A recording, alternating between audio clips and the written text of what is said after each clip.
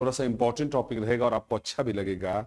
समय सारणी प्रबंधन या विद्यालय में इसको, इसे आप कह सकते हैं क्या इसको? यस, विद्यालय में, विद्यालय में समय प्रबंधन, समय प्रबंधन, विद्यालय में समय प्रबंधन दोस्तों। हम आइए दोस्तों हल्का सा भूमिका लिखते हैं। विद्यालय में शैक्षिक कार्य संपन्न करने के लिए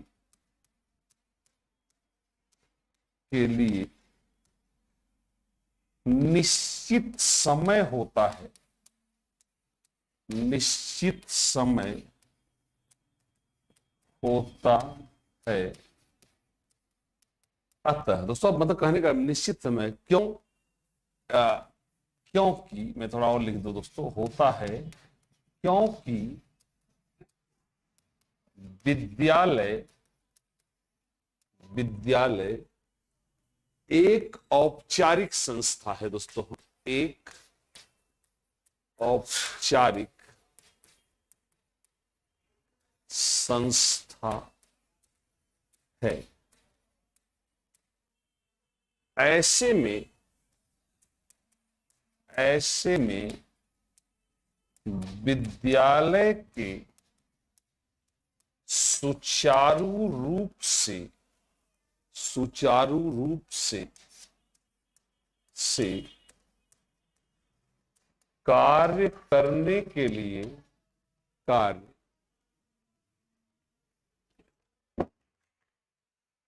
कार्य करने के लिए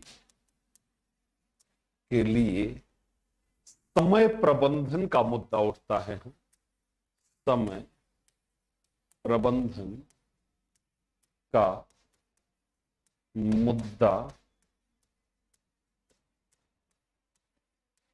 उठता है दोस्तों। कहने का मतलब यह गाइस कि अब दोस्तों रात को 12 बजे विद्यालय थोड़ी चलाया जाएगा, सुबह 3 बजे उठ के वही सुबह 3 बजे स्कूल चल रहा है। दोस्तों बच्चों को जाने को सुबह 3 बजे कोई विद्यालय जाता है? तो दोस्तों विद्यालय एक औपचारिक संस्था है। आप जानते हैं औपचारिक संस्थाओं में क्या होता है? स्थान, विषय वस्तु, समय, काम करने का निश्चित होता है दोस्तों। तो अब आप गाइस कहने मतलब है कि एक निश्चित समय के लिए, अब उसको पता चला पूरे दिन कोई हिंदी पढ़ाएगा, पूरे दिन कोई अंग्रेजी तो पढ़ाएगा नहीं, पूरे दिन गणित चलेगी नहीं दोस्तों। अर्थात हमें एक निश्चित समय में सभी गतिविधियों, सभी विषयों को इस तरह से टाइम डिवीजन में बांट के रखना है कि सभी विषय पढ़ाए जा सके। बस शैक्षिक कार्य के अलावा जो विद्यालय के प्रशासनिक प्रबंधकीय कार्य होते हैं दोस्तों, वो भी निपट सके। तो आइए दोस्तों हल्का सा मतलब जैसा नाम से दोस्तों स्पष्ट होता है, हम विद्यालय के दोस्तों प्रबंधन की, विद्यालय की समय सारणी की एक हल्की सी परिभाषा दोस्तों, हल्का सा अर्थ लिखते हैं। आइए आइए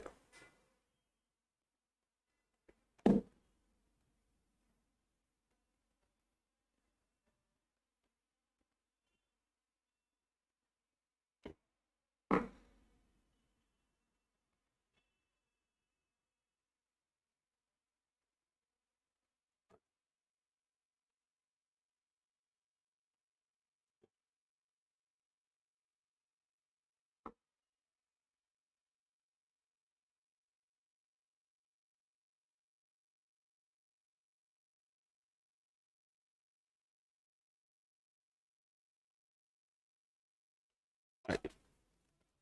अर्थ दोस्तों, एक नॉर्मल में अर्थ लिख रहा हूं दोस्तों, सिंपल सा। यस, आइए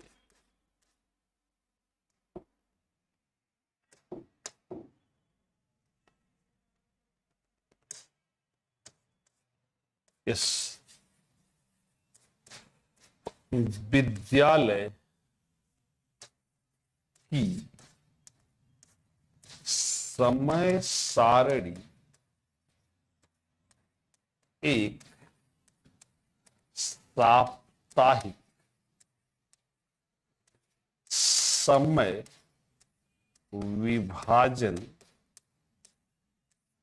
या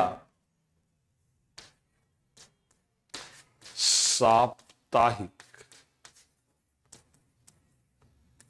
चक्र है दोस्तों, जिसमें विद्यालय में संपन्न की जाने वाली, विद्यालय में संपन्न की जाने वाली विभिन्न गतिविधियों, विभिन्न गतिविधियों के लिए समय का निर्धारण होता है। तो मुझे यकीन है काफी बहुत ही सटीक डेफिनेशन है क्या, कि विद्यालय की समय सारणी एक साप्ताहिक समय विभाजन या साप्ताहिक चक्र है, जिसमें विद्यालय में संपन्न की जाने वाली विभिन्न गतिविधियों के लिए दोस्तों समय का क्या होता है, निर्धारण होता है। दोस्तों सामान्य अर्थ में हम इसे दोस्तों क्या कह सकते हैं, विद्यालय का दोस्तों सिंपली विद्यालय की समय सारणी का इससे बेहतर अर्थ कुछ नहीं है दोस्तों।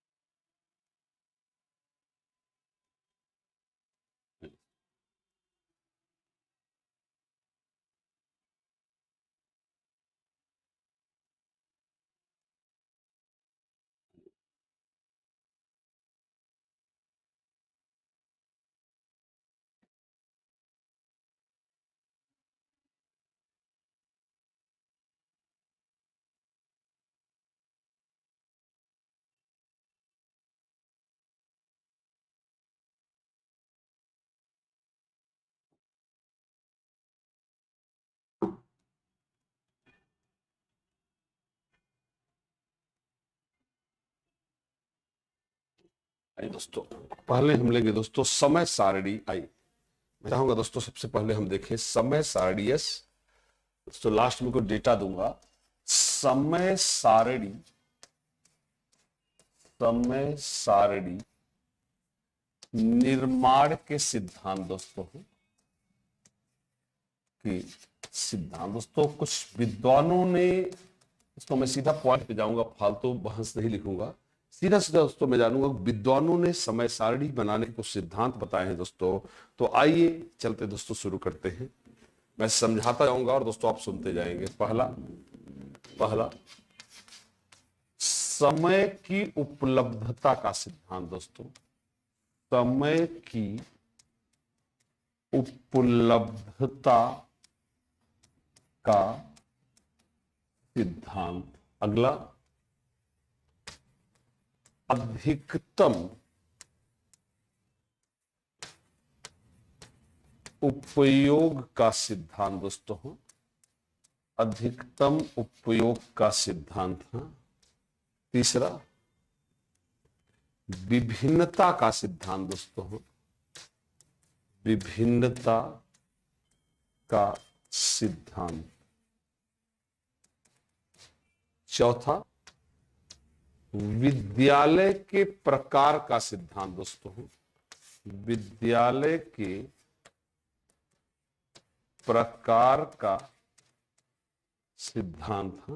पांचवा महत्व एवं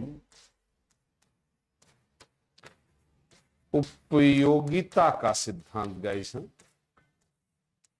का सिद्धांत। छठा अवकाश का सिद्धांत गाइस है, अवकाश का सिद्धांत। अगला सातवां रचनात्मकता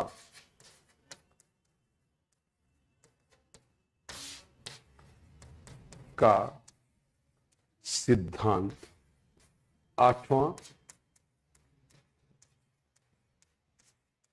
गतिशीलता का सिद्धांत दोस्तों एक बार मैं समझाऊंगा गाइज आपको। यस आई इसको यस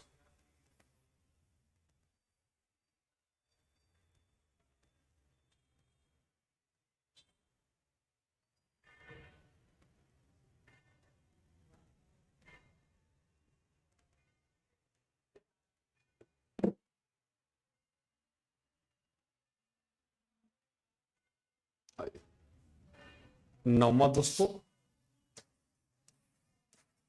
थकावट का सिद्धांत का सिद्धांत। 10वां न्याय का सिद्धांत दोस्तों, न्याय का सिद्धांत। दोस्तों आइए देखते हैं, एक बार मैं चाहूंगा गाइस कि एक बार इतना कवर कर लिया जाए, थोड़ा समझा लो दोस्तों फिर आगे चला जाए। यस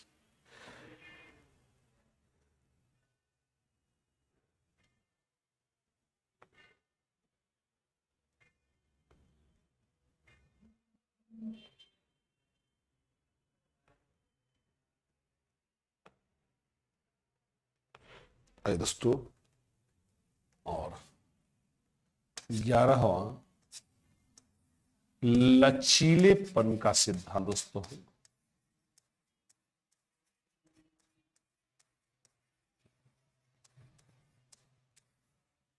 आइए दोस्तों एक बार समझ लेंगे, फिर आपके कमेंट लिखे फिर आगे चलूंगा दोस्तों। अब गाइस कहने का अर्थ क्या है, विद्यालय मान लीजिए सिर्फ 4 घंटे 5 घंटे के लिए चलता है, तो कोई रात में 9 बजे तक का टाइम टेबल थोड़ी बनाएगा यार। जब विद्यालय 4 बजे के बाद बंद हो जाएगा तो कहां से पढ़ाई होगी। कहने का मतलब है दोस्तों कि आपको जो भी टाइम टेबल बनाना है उतने ही समय में बनाना है जितने में जितना कि समय आपके लिए उपलब्ध है। अभी नहीं कि दोस्तों आपने हिंदी के लिए 3 पीरियड बना दिए, मैथ का पीरियड ही नहीं रहा है दोस्तों। तो कहने का मतलब कालांश दोस्तों, जो पीरियड्स इस तरह से डिजाइन किए जाने चाहिए कि एक उपलब्ध समय सारणी में सारी गतिविधियां सारे विषय आ जाए दोस्तों। इसे हम क्या कहते हैं, समय की उपलब्धता का सिद्धांत दोस्तों, अधिकतम उपयोग का सिद्धांत दोस्तों।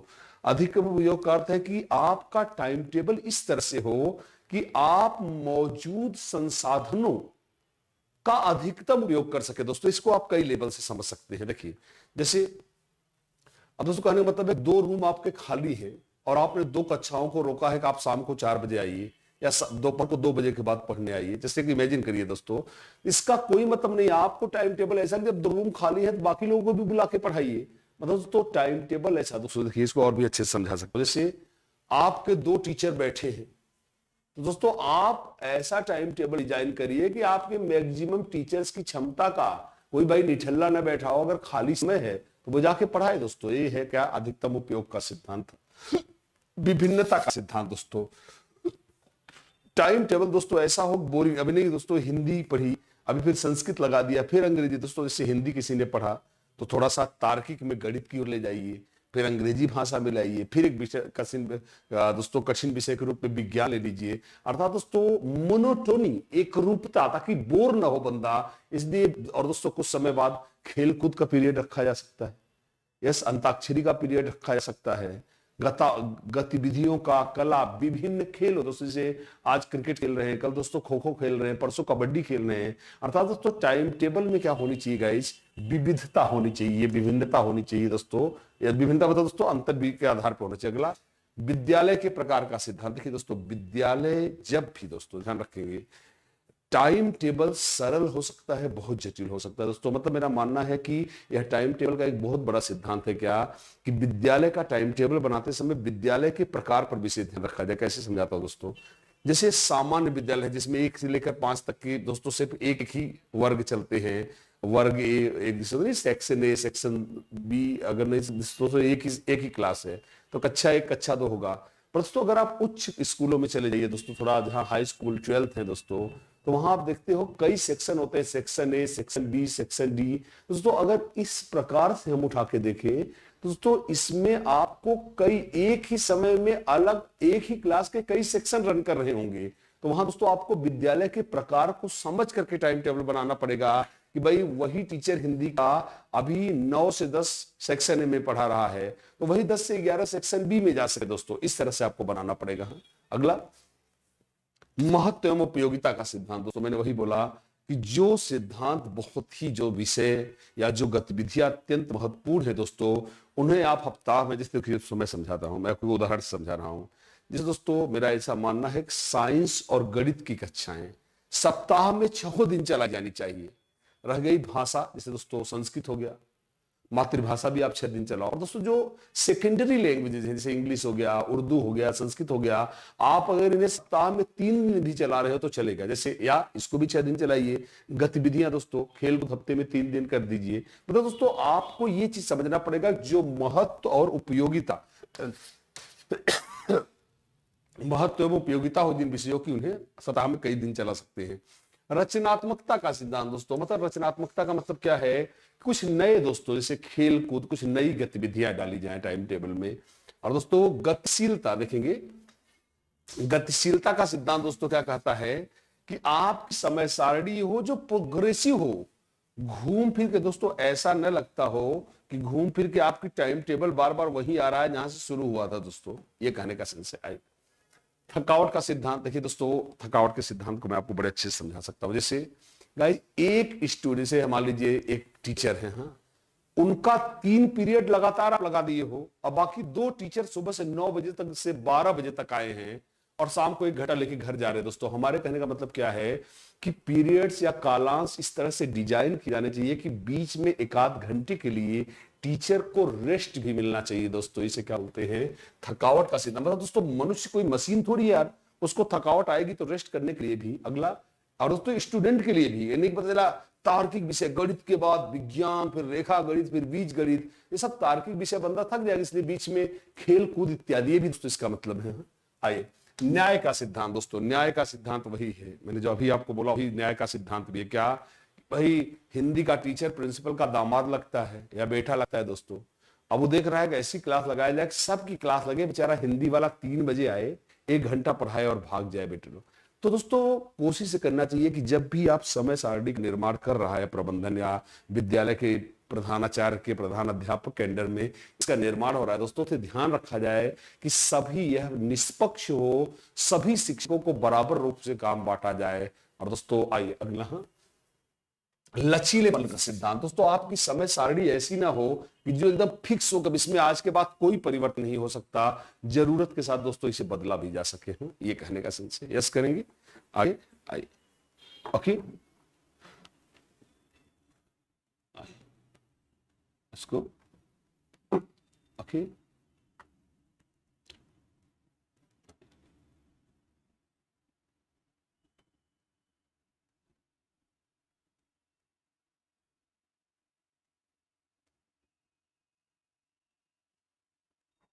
आइए दोस्तों,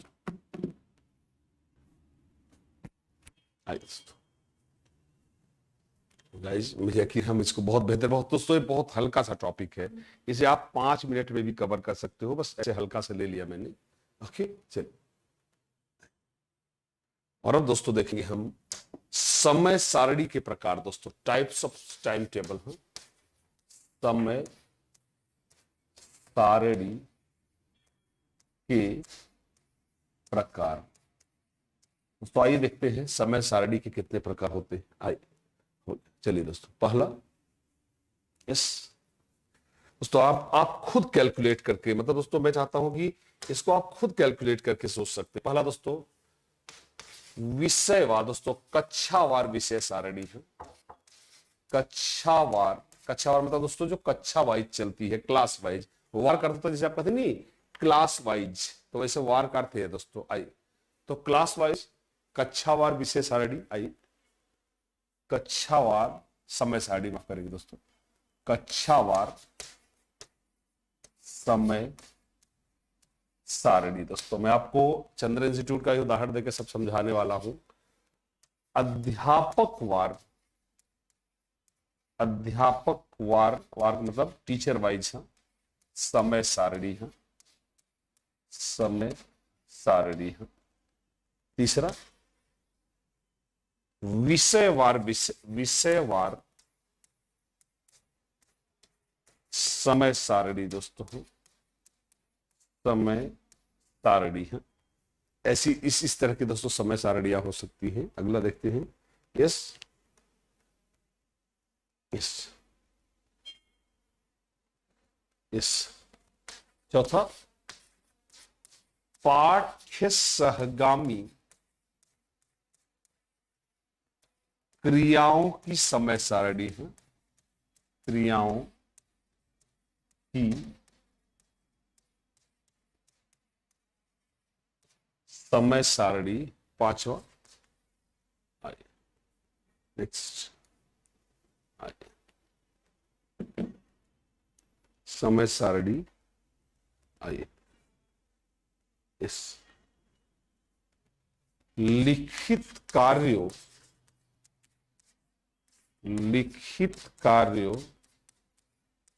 के मूल्यांकन की समय सारणी।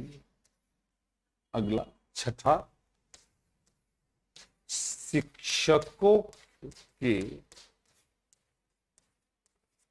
रिक्त कालांशों की समय सारणी है। आठवां, सातवां, इस विद्यालय की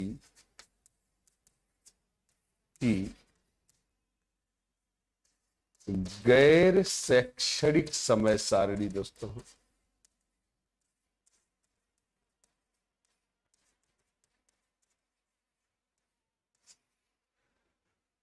दोस्तों बताने की कोई जरूरत नहीं है, जहां पर कक्षाएं बहुत छोटी दोस्तों, जैसे मान लीजिए मैं आपको एक एक करके सारे समझाने जा रहा हूं दोस्तों। एक बार हम इसको देखेंगे पहले। तो पहला दोस्तों आइए हल्का सा देखेंगे पहले का मतलब क्या है। इसे हो गया दोस्तों क्या, कक्षावार समय सारणी। दोस्तों जैसे प्राथमिक विद्यालय जिनके लिए आप तैयारी कर रहे हो दोस्तों, कहीं कहीं जनरली काफी आज की संख्या दोस्तों वैसी प्राथमिक विद्यालय हम लोग इंग्लिश मीडियम स्कूल्स में बच्चों को इस तरह से भेज रहे हैं कि संख्या वैसी घटती जा रही दोस्तों। ऐसे में गाइस जरा आप खुद सोचिए, जो समय सारणी बनेगी दोस्तों उसमें आपको सेक्शन कक्षावार दोस्तों की कक्षा 1 कक्षा 2 में इतने बजे दोस्तों, ये हो गया कक्षावार समय सारणी। हाँ, कक्षा 1 में पढ़ाएंगे, कक्षा 2 में पढ़ाएंगे, कक्षावार सारणी होगी दोस्तों। इसमें विषय का कोई आवंटन नहीं होता। अध्यापक वार समय सारणी दोस्तों, देखिएगा इस सिंपल सी बात क्या है, जैसे हमारे यहाँ दोस्तों मान लीजिए किसी का भी, मान लीजिए आपको शिखा मैम है दोस्तों, शिखा मैम है। अब दोस्तों शिखा मैम को एक लिस्ट देंगे क्या कि आपकी इतने बजे क्लास यहाँ रहेगी पॉलिटी की, इतने बजे आपकी सुपर टीटी की क्लास रहेगी दोस्तों। इसमें शिफा मैम का नाम होगा और सीधा सीधा उनको अलॉट की गई क्लासेज होगी। तो ये समय सारणी शिखा मैम के अनुसार बनाई गई है या शिखा मैम के लिए बनाई गई है। इसे दोस्तों टीचर वाइज क्या कहते हैं, टीचर वाइज समय सारणी कहते हैं। अगला दोस्तों विषयवार समय सारणी दोस्तों, विषयवार समय सारणी दोस्तों आइए देखिए, जैसे हमारे यहाँ यूपीटीटी की ऑफलाइन क्लास में दोस्तों कैसे चला होता है, देखिए ऐसे लिखा होता है, जैसे पवन सर भाई आ गया क्या, मैथ्स। अब यहाँ पे टीचर का नाम नहीं इंपॉर्टेंट है दोस्तों, सिर्फ क्या है मैथ्स, 8 से 9 चलेगी। सीडीपी दोस्तों मान लीजिए मेरा सब्जेक्ट 9 से 10 चलेगा। ईवीएस आशीष सर 10 से 11 चलेगा। हिंदी 10 से 12 चलेगा, 11 से 12 चलेगा दोस्तों। यहाँ पे टीचर का नाम नहीं इंपॉर्टेंट है, फला टीचर, वो जानते हैं बच्चे कौन पढ़ाने आएगा दोस्तों। यहां क्या बनाया गया है कि विषय के अनुसार टाइम टेबल बनाया गया है, इसलिए विषयवार सारणी है गाइस। अगला पाठ्य सहगामी क्रियाओं की समय सारणी दोस्तों, यह समय सारणी एकदम अलग होती दोस्तों। इसमें स्कूल में होने वाली गतिविधियों जैसे खेलकूद, मंचन, अंताक्षरी, इसके अनुसार दोस्तों बनाई जाती है समय सारणी, इसलिए इसे को करिकुलर एक्टिविटीज की समय सारणी होती है। आइए दोस्तों आगे चलते हैं, यस इसको। और अगला है दोस्तों क्या, क्रियाओं की समय सारणी लिखित कार्यों के मूल्यांकन की दोस्तों। जैसे टीचर्स के पास बहुत ज्यादा दोस्तों कुछ एक आध हफ्ते के लिए कॉपियां इकट्ठी हो गई दोस्तों, और बच्चे को हमको अंक पत्र देना है, परीक्षा हो गई है, तो दोस्तों अंक पत्र के लिए कॉपियों का मूल्यांकन होगा दोस्तों। और कॉपियों के मूल्यांकन के लिए अगर शिक्षक बंधु मिलकर एक अपने लिए समय सारणी आवंटित करा लेते हैं, भाई इतने बजे आएगा, इतने बजे हिंदी चेक होगा, इतने बजे फला चेक होगा, तो लिखित कार्यों के मूल्यांकन की मेरे बच्चों क्या कहलाएगी, समय सारणी। शिक्षकों के रिक्त कालांशों की समय का सारणी तो यह समय सारणी भी बिल्कुल अलग होती है। इसमें शिक्षकों जैसे कि मान लीजिए पवन सर का भोजन का ब्रेक है 12 से 1 या टी ब्रेक, मतलब दोस्तों कि दिन भर में 2 से 3 खाली है सर, शाम को 6 से 7 खाली है। तो दोस्तों फ्री पीरियड्स की, या दोस्तों वह कालांश जब टीचर फ्री है, कोई काम नहीं है, उसकी सारणी होती है, इसे हम रिक्त कालांशों की सारणी कहते हैं गाइज। और अगला है शिक्षकों के विद्यालय की गैर शैक्षणिक समय सारणी। दोस्तों जैसे विद्यालय की लिपिक के लिए कितने बजे आपको आना है, इतने बजे रजिस्टर कर लेना है, इतने बजे आपको सारे टीचर से हस्ताक्षर करवा लेने हैं, उपस्थिति रजिस्टर में साइन करवा लेना है। दोस्तों यह दोस्तों गैर शैक्षणिक, जो मतलब टीचिंग को छोड़कर कुछ कार्यों की समय सारणी होती है। एक बार यस करें। हाँ सर हम समझ गए हैं इसको।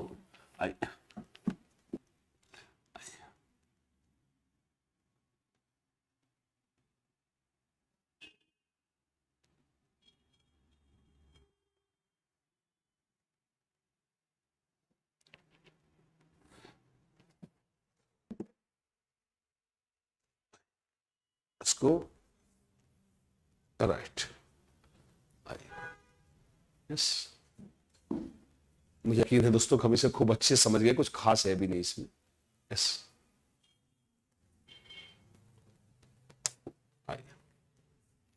इसको समय सारणी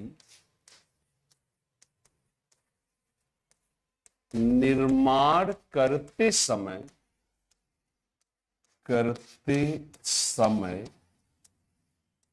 ध्यान रखने योग्य बिंदु हैं, रखने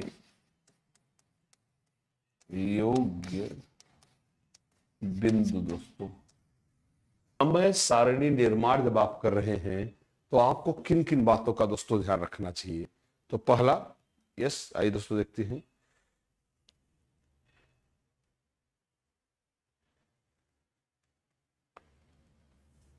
आइए, सभी विषयों को वरीयता। दोस्तों बहुत बढ़िया लगेगा आपको। सभी शिक्षकों पर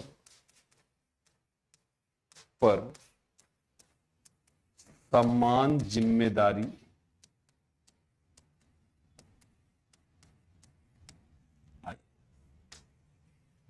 निष्पक्षता,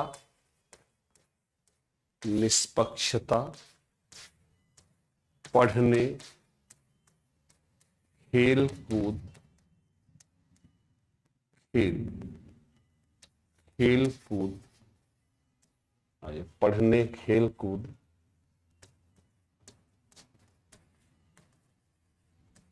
सांस्कृतिक कार्यक्रमों, सभी के लिए समय का निर्धारण है, समय का निर्धारण है। आइए, तार्किक विषयों को पहले प्राथमिकता है। आइए अगला, थकावट या ऊबन को ध्यान में रखना है। बहुत सारे पॉइंट है दोस्तों, आप लिखते जाएंगे and there are so many points, बहुत सारे पॉइंट्स है, पूरा तार्किक बातें हैं।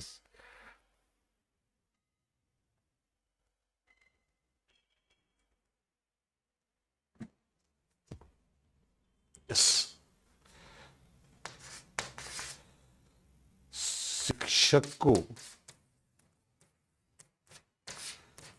के लिए विश्राम। आइए आठवां, आइए दोस्तों आठवां देखते हैं। यस,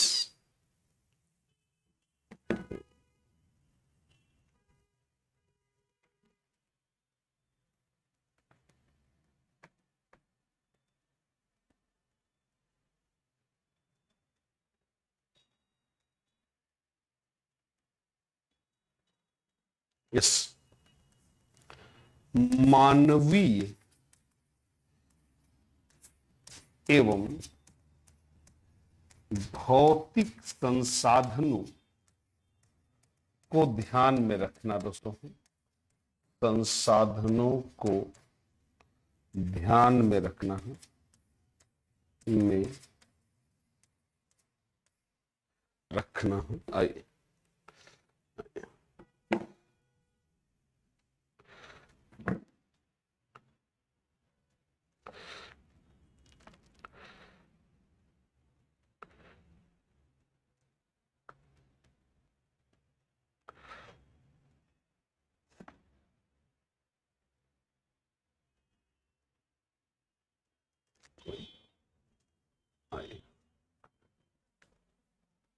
यस, अन्य बिंदु दोस्तों इसमें लिखना 9वां, व्यापकता,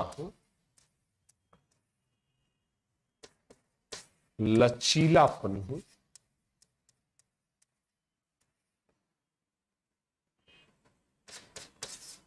बाल सभा या सांस्कृतिक कार्यक्रमों को भी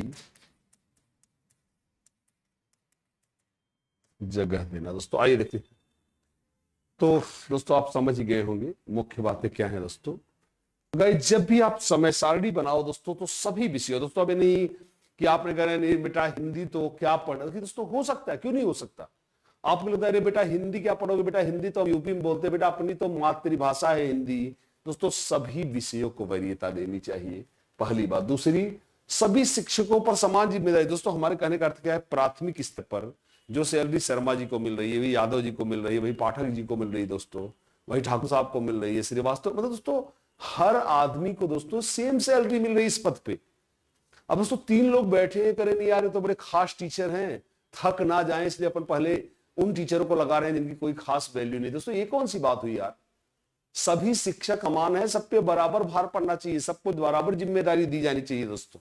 आइए आइए निष्पक्षता दोस्तों, वही बात है, मैंने बोला ना कि अब चला 3 लोगों को जानबूझ के प्रिंसिपल का शर्मा जी से झगड़ा हो गया है, तो डिसाइड कर लिया है 2 टीचर चले जाओ घर पे, 1 महीने जाके सो, शर्मा जी की वाट लगाता हूं, सारे क्लास उसी से लगवाता हूं। दोस्तों ऐसा भी नहीं होना चाहिए, सबके लिए दोस्तों निष्पक्ष की, सबको ब्रेक दिया जा रहा है, सबको दिया जाए। यस, इसको आइए पढ़ने दोस्तों समय सारणी ऐसी बनाई जाए कि पढ़ने, खेलकूद गतिविधियों सबके लिए दोस्तों, सांस्कृतिक कार्यक्रमों, इन सब के लिए दोस्तों समय निकल सके। तर्क देखिएगा, सिंपल सी बात है कि हमारा यह तत्परता का नियम कहता है थॉर्नडाइक का दोस्तों। जब शुरुआत में हम नहा धो के बढ़िया फर्स्ट क्लास एकदम फ्रेश मूड में स्कूल पहुंचते हैं दोस्तों, हमें अपने बचपन के दिन याद आते हैं दोस्तों। हमने देखा क्या कि भोजन अवकाश 12:40 का दोस्तों जो टाइम होता था, उसके पहले दोस्तों हमारी ग्रहण शक्ति बहुत तेज होती थी दोस्तों। और जैसे ही हमारे दोस्तों भोजन पाने की एक कुछ तो भूख, कुछ भोजन के कारण था दोस्तों आलस, या दोस्तों नहीं भी दोस्तों, अगर आप देखिए तो 1:30-2 बजे के बाद हमको ऐसा लगता था, कई बार तो कई लोगों की दोस्तों आंखें झपने लगती। बच्चा दोस्तों इतना सीरियस थोड़ी होता है जितना सीरियस होकर आप पढ़ रहे हो दोस्तों। मेरा मानना है कि ऐसे केसेस में जो गणित, विज्ञान जैसे तार्किक विषय है दोस्तों, उनको दोस्तों मुझे लग रहा है भोजन अवकाश से पहले तब रखे जाए जब बंदा एकदम पढ़ने के लिए तत्पर हो। इन्हें कभी भी लास्ट कालांशों में 7वें 8वें घंटे में न रखा जाए दोस्तों, ये कहने का मतलब है। इसलिए आप समझने में क्या कर रहा हूं, थकावट या उबन। अब दोस्तों अगला, थकावट या उबन दोस्तों ऐसे भी नहीं, यहाँ पे पढ़वाया जा रहा, बीच बीच में थोड़ा हंसा दीजिए। या दोस्तों जैसे आपने 2 घंटे गणित पढ़ा लिया, विज्ञान पढ़ा लिया दोस्तों, एक बार गणित विज्ञान दोनों तार्किक, वैसे दोस्तों गणित विज्ञान के बीच आप हिंदी या कोई भाषा रख दो, पर दोस्तों अगर ऐसा करते भी हो दोस्तों, तो आप ये जान लीजिए कि ऐसे तार्किक विषय दिमाग को थोड़े देर के लिए ब्लॉक कर देते हैं, बच्चा थक जाता है पढ़ते पढ़ते। तो ऐसे केस में खेल कूद, अंताक्षरी, गाना बजाना दोस्तों, इसका भी, यह भी एनसीएफ 2005 ने इसको भी पाठचर्या ही माना है। आइए आगे चलते हैं। आइए शिक्षकों के लिए विश्राम दोस्तों, वही बात है कि टाइम टेबल इसलिए ऐसा ना बनाया जाए कि शिक्षक लगातार काम पे हो या लगातार 4 घंटे से सो रहा है तो भी नहीं पढ़ा पाएगा दोस्तों। मतलब जैसे 2-4 कालांश हो गए दोस्तों, 1 घंटे का ब्रेक हो गया, फिर 2 कालांश हो गए, 1 घंटे का ब्रेक हो गया, मतलब इस तरह से दोस्तों, या दिन भर में 1 घंटे का भी एक ब्रेक है दोस्तों तो भी चलेगा। हाँ आइए विश्राम, आइए मानवीय एवं भौतिक संसाधनों को ध्यान में रखना दोस्तों। अब कहने का, अभी गाइस ये तो बहुत इंपॉर्टेंट पॉइंट है। जब आप दोस्तों समय सारणी बना रहे हैं तो आपको मानवीय एवं भौतिक संसाधनों का ध्यान में रखना पड़ेगा। कैसे दोस्तों, मैं समझाता हूं। जैसे आप कहने का अर्थ क्या है कि आपके पास सिर्फ कमरे हैं कितने, 4। तो आप दोस्तों एक में 9 की क्लास चला रहे हो, एक में 10 की, एक में 11वीं की, एक में 12वीं की, समझिए। अब दोस्तों किसने कहा है आपको 4 section, section A, section B, section D, 9 में 4 सेक्शन बनाए हैं? क्या रात को 12 बजे स्कूल खुलेगा?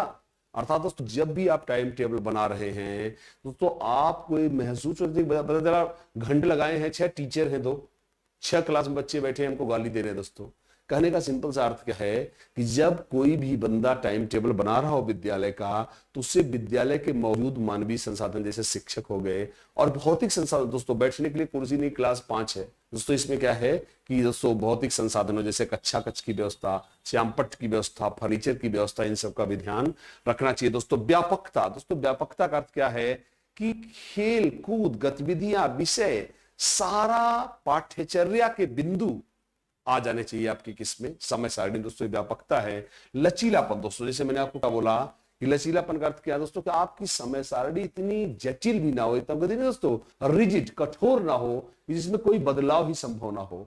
समय सारणी दोस्तों ऐसी हो जिसमें जरूरत पड़ने पर बदलाव किया जा सके, लोच का सिद्धांत भी से कहते हैं दोस्तों।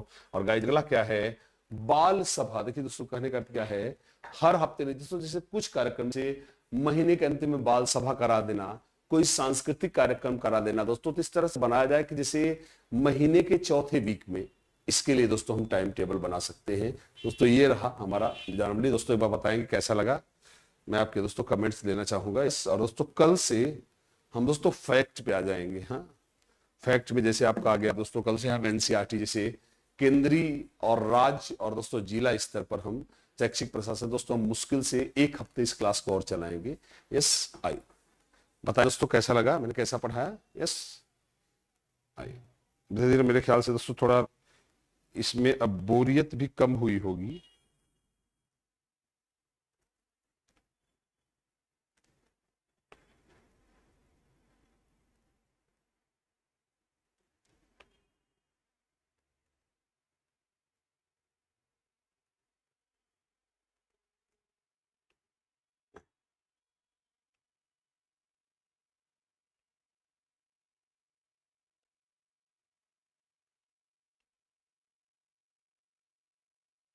यस, थोड़ा जरूर आपको अच्छा लगा होगा। यस बताएंगे दोस्तों। यस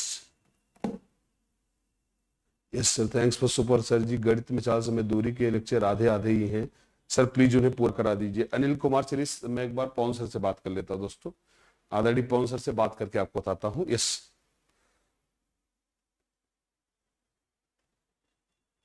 दीप्ति सर, आप जो पढ़ाते हो समझ में तो आएगा। तो बेटा कोशिश करें कर दे बेटा, क्या है ना अभी यहां तक बेटा फैक्ट यार, इधर का पूरा चैप्टर अगर देखो तो पूरी तरह से समझ, मतलब कॉमन्स में आप भी अगर दिमाग पे जोर डालो तो आप इन चीजों को देख कुछ फैक्ट्स हैं जैसे समय सारणी निर्माण के सिद्धांत हो गए दोस्तों। अब समय सारणी को सिंपली देखिए, विद्यालय की घड़ी दोस्तों, विद्यालय का पहिया, ये सब आप जानते हो कहा जाता है इसे। जैसे आप समझ लो इसका निकनेम होता है विद्यालय की घड़ी। हाँ, समय सारणी क्या है दोस्तों, विद्यालय की घड़ी, विद्यालय का पहिया कहते दोस्तों। हाँ, विद्यालय का पहिया। तो दोस्तों ये सब नॉर्मल बातें हैं। हाँ, ये सब कॉमन बातें हैं नॉर्मली। अब चलिए गाइस, कल से दोस्तों केंद्रीय स्तर पर शैक्षिक प्रबंध दोस्तों, इसके बाद हम एनसीईआरटी राष्ट्रीय शिक्षा प्रौद्योगिकी संस्थान दोस्तों 2-2 लाइन ही पढ़ेंगे, पर पढ़ेंगे गाइस। हाँ, तो चलिए दोस्तों एंजॉय करिए। Till then I good bye to guys, कल फिर मुलाकात होगी, तब तक के लिए दोस्तों नमस्ते कहता हूँ। Thank you guys, thanks a lot, thank you.